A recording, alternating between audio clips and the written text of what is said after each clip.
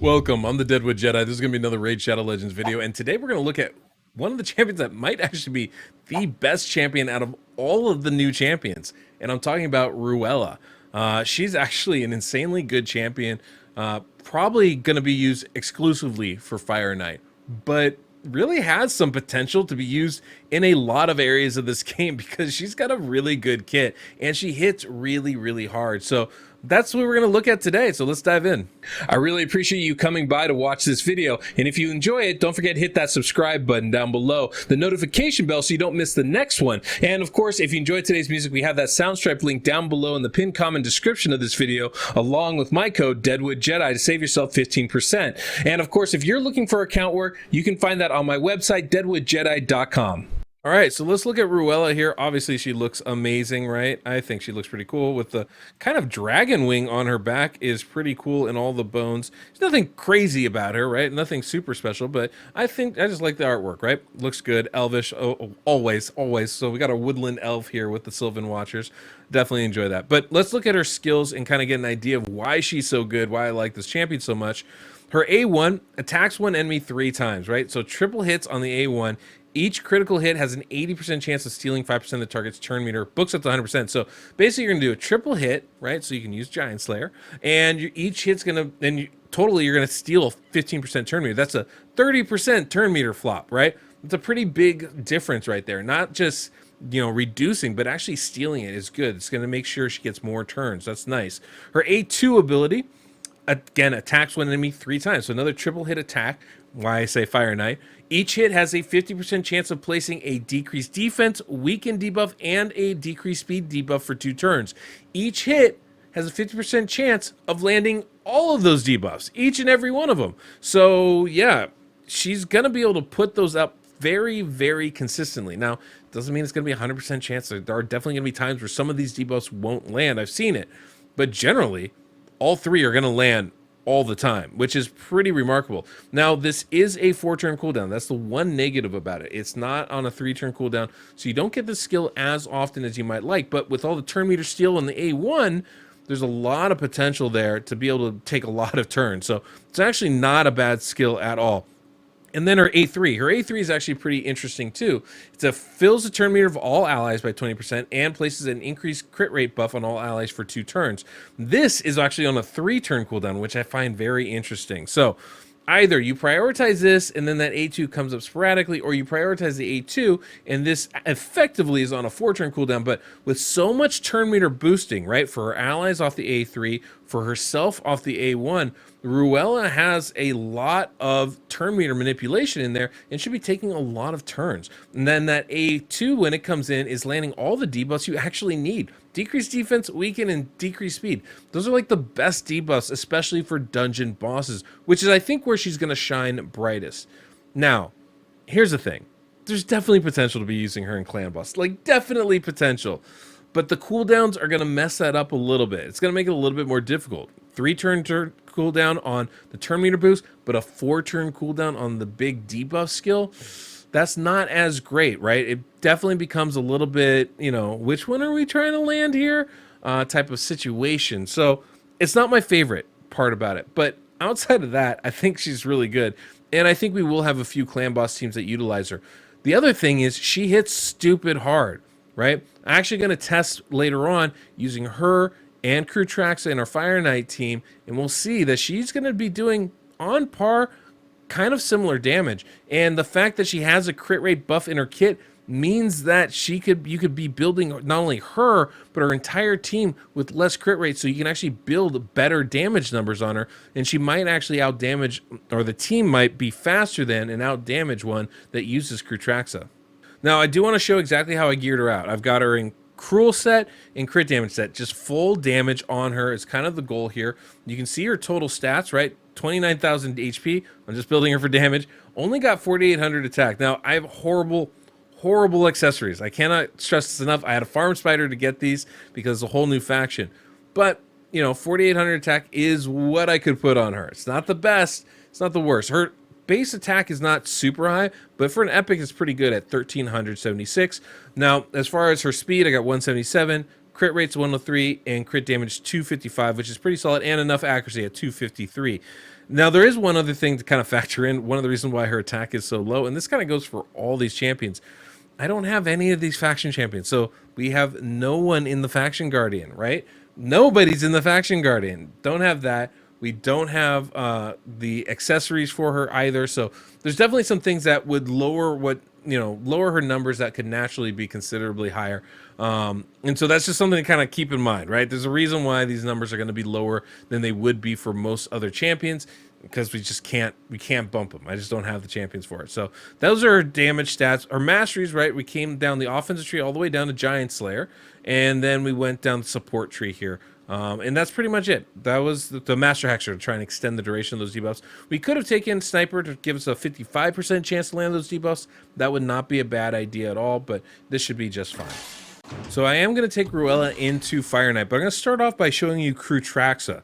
Krutraxa is one of the best damage dealers in this game. She hits really hard, has a quadruple hit, I think, on her A1 skill. So she's really good. And she's going to give us kind of similar numbers. And for some top tier damage teams for Fire Knight, she's a champion that people will utilize. Now, this is not a perfect Fire Knight team, right? I have it set up, but it's not perfect, and we're not going to get through all the waves all the time super fast. But, I figured this would be a good place to showcase it at least. And I have them both built out with about the same numbers.